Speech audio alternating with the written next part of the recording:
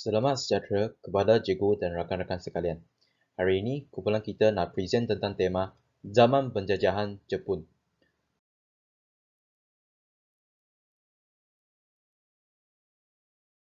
Zaman Penjajahan Jepun.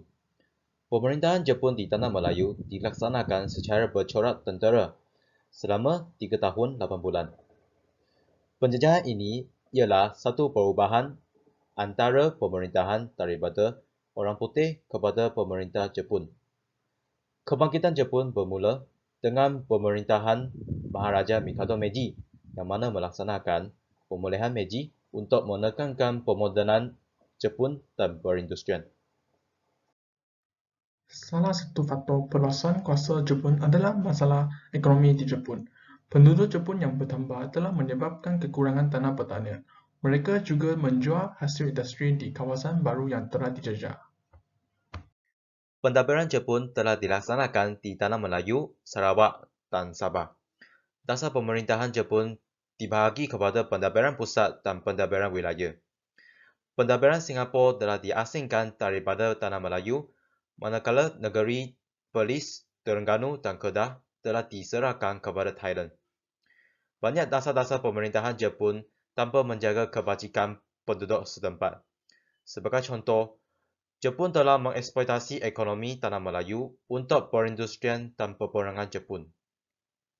Dasar pemerintahan tentera Jepun telah menjejaskan politik Tanah Melayu. Contohnya, Sultan bukan lagi pemerintah negeri, hanya menjadi kedua agama Islam dan adat istiadat Melayu sahaja. Ekonomi juga. Jepun telah mengeksploit ekonomi Tanah Melayu untuk kegiatan perindustrian dan peperangan Jepun. Dasar pemerintahan Jepun juga mewajibkan sekolah perlu menyanyi lagu kebangsaan Jepun setiap hari, dan bahasa Jepun mesti menjadi bahasa pengantar di sekolah.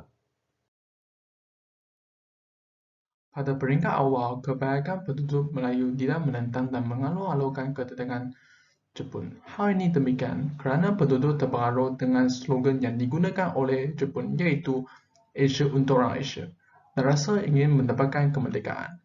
Walau bagaimanapun, sokongan terhadap penguasaan Jepun di Tanah Melayu tidak kekal lama kerana dasar Jepun telah menyusahkan rakyat dan kemerdekaan yang dijanjikan tidak diberi.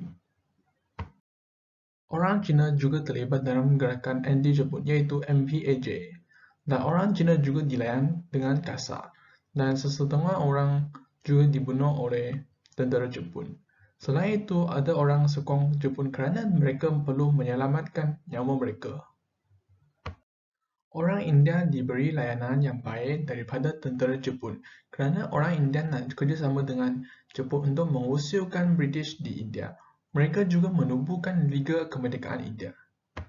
Dalam kesan ekonomi, penduduk Jepun di Tanah Melayu telah membawa kemelesetan ekonomi yang menyebabkan kekurangan makanan dan keperluan harian.